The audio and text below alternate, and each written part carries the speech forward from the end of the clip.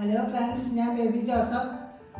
വെണ്ടയ്ക്ക മുട്ടയും ചേർത്തിട്ടുള്ള ഒരു കറി ഉണ്ടാക്കാനാണ് ഞാൻ വിചാരിക്കുന്നത്. അതെങ്ങനെയെന്ന് നോക്കാം. നമ്മൾ മുട്ട എടുത്തിട്ടുണ്ട്, പിന്നെ വെണ്ടക്കായ ഇതേപോലെ കഷ്ണങ്ങളാക്കി വെച്ചിട്ടുണ്ട്, പിന്നെ മസാലകൾ മല്ലിപ്പൊടി, മുളക് പൊടി, മഞ്ഞൾപ്പൊടി, കുരുമുളക് പൊടി, 3 ഏലക്കായ ചതച്ച് വെച്ചിട്ടുണ്ട്. അതിൻ്റെ കുരു മാത്രം എടുക്കുള്ളൂ. പിന്നെ അര സ്പൂണ് പെരുംജീരകപ്പൊടി, ഇതൊരു നുള്ള് പഞ്ചസാര ലാസ്റ്റ് ടേസ്റ്റ് കറക്റ്റ് ചെയ്യാൻ ഇടണം.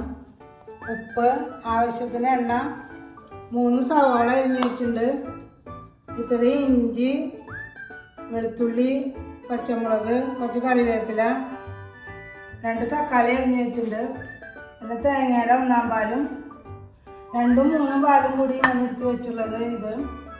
ഇത്രയും നമുക്ക് സാധനങ്ങൾ വേണ്ടു. ആദ്യം നമുക്ക് എണ്ണ ഒഴിക്കാം.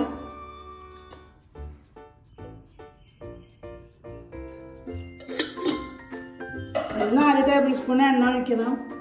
അതിലേക്ക് നമ്മൾ ഇഞ്ചി വെളുത്തുള്ളിയാണ് ആദ്യം ഇടുന്നത്. ഇഞ്ചി, വെളുത്തുള്ളി, വേപ്പില, ഇത് 3 ഒന്ന് പതുക്കെ വാടി കഴിയുമ്പോൾ നമുക്ക് പച്ചമുളക്, സവാളയും ചേർക്കാം.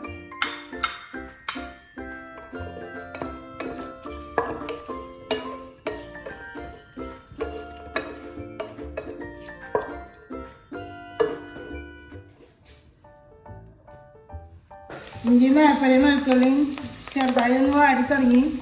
അപ്പോൾ നമുക്ക് ഇതിലേക്ക് സവാള ചേർക്കാം. ഒരു 3 മീഡിയം ടൈപ്പ് സവാള ഞാൻ അരിഞ്ഞ് വെച്ചിട്ടുണ്ട്. അതിൻ്റെ കൂടെ പച്ചമുളകും ചേർക്കാം.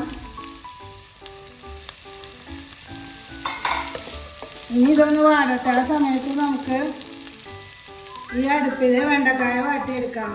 ചെറുതായി എണ്ണ ഉപയോഗിച്ചാൽ മതി.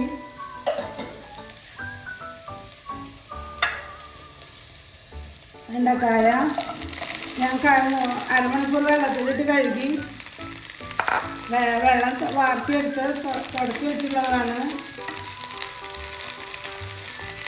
അതിലേക്ക് നമ്മൾ ഒരു 1/4 സ്പൂൺ ഉപ്പിട്ടിട്ടാണ്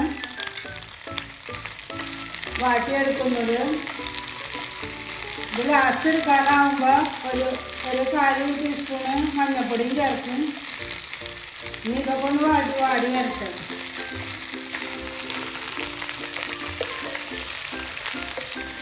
നമ്മുടെ വെണ്ടക്കായ ഇവിടെ വാടിക്കൊണ്ടിരിക്കുകയാണ്.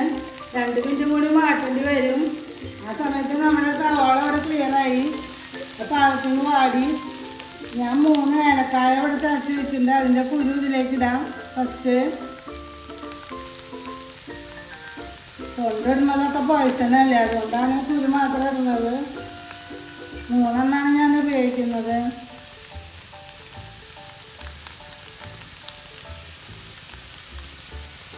അത് ചതച്ച് വെച്ച് കഴിഞ്ഞാൽ നമുക്ക് ആ കുരുവിടാൻ എളുപ്പമായിരിക്കും.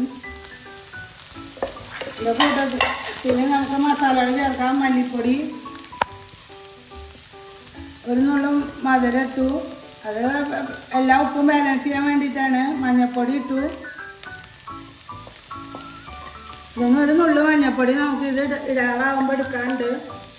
പിന്നെ മുളക് പൊടിയും ഒരു നുള്ളു കുരുമുളക് പൊടിയും. ഇത്രയും പൊടികളാണ് നമുക്ക് ചേർക്കാനുള്ളത്. ഇതൊരു മിനിറ്റ് വഴറ്റിന് വേണ്ടോ. ഇതിലൊരു നുള്ളു മഞ്ഞൾപ്പൊടി ചേർത്ത് ഞാൻ ഇത് ഓഫ് ചെയ്യാം. ഇത്രയും വാടിയാൽ മതി.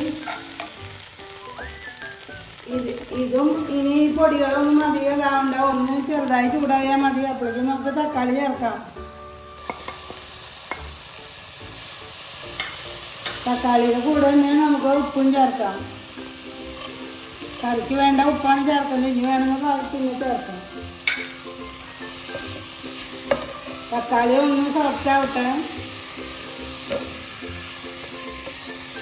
ഞാൻ 2-ാം പാലും 3-ാം പാലും കൂടി ഇട്ട് വെച്ചിട്ടുണ്ട്. അതിന് പകുതി ഒഴിച്ചിട്ട് തക്കാളി സോഫ്റ്റ് ആയതിന് ശേഷമാണ് ഇനി ബാക്കി പാലൊഴിക്കുന്നുള്ളൂ. ഒന്ന് തിളച്ച് റെഡി ആവട്ടെ. മസാലയൊക്കെ വെന്ത് തക്കാളിയൊക്കെ നന്നായിട്ട് വെന്ത് നമ്മുടെ കറി എണ്ണ തെളിഞ്ഞു തുടങ്ങി. അപ്പോൾ നമുക്ക് 2-ാം പാലും 3-ാം പാലും കൂടി വെച്ചതിന് ഞാൻ കുറച്ച് നേരത്തെ ഒഴിച്ചിട്ടുണ്ടായിരുന്നുള്ളൂ മസാല വേവാൻ വേണ്ടി. ഇനി ബാക്കിയുള്ളത് ഒഴിക്കുകയാണ്. ഇതൊന്ന് 1 മിനിറ്റ് നന്നായി തിളച്ചോട്ടെ.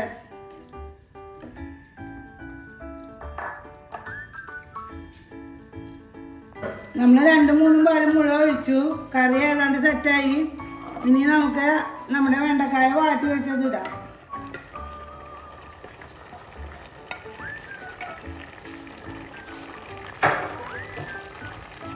വെണ്ടക്കായ വാട്ടിയത് 1 മിനിറ്റ് ഒന്ന് വാടിയാൽ മതി.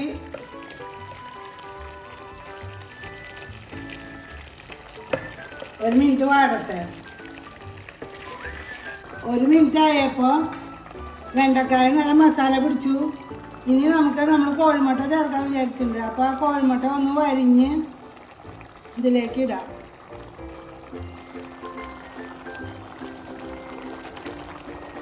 കോഴിമുട്ട ഞാൻ ഉപ്പിട്ട് പുഴുങ്ങി വെച്ചിട്ടുണ്ട്, തൊലി കളഞ്ഞ് വെച്ചിട്ടുണ്ട്. ഇനി നമുക്ക് 1-ാം പാല് ചേർക്കാം. മുട്ട ഇടൽ കഴിഞ്ഞ് ഒന്ന് തിളച്ചു. ഇനി 1-ാം പാല് ചേർത്ത് നന്നായി ഒന്ന് തിളക്കട്ടെ. ഇത് ഞാൻ ചോറിനാണ് ഉണ്ടാക്കുന്നത്, അതുകൊണ്ട് 1 സ്പൂണ് എരിവ് കൂടുതലാണ് ഇട്ടുള്ളത്. നമ്മൾ അപ്പത്തിനും പൊറോട്ടയ്ക്കൊക്കെ ഉണ്ടായിട്ടെങ്കിൽ 1/2 സ്പൂണ് മുളക് കുറച്ച് ചേർത്താൽ മതി.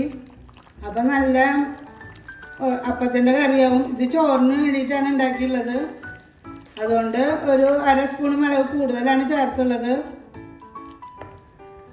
മുട്ട ചേർത്ത് നന്നായി തിളച്ചു. ലാസ്റ്റ് നമ്മൾ 1 ടേബിൾ സ്പൂണ് എണ്ണ ഒന്ന് തൂക്കി കൊടുക്കുക.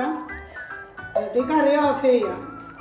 നമ്മുടെ വെണ്ടയ്ക്ക ചേർത്ത മുട്ടക്കറി റെഡിയായി. ഞാൻ വെണ്ടയ്ക്ക ചേർത്ത മുട്ടക്കറിയാണ് ഉണ്ടാക്കിയുള്ളത്. എല്ലാവരും ഉണ്ടാക്കി നോക്കണം.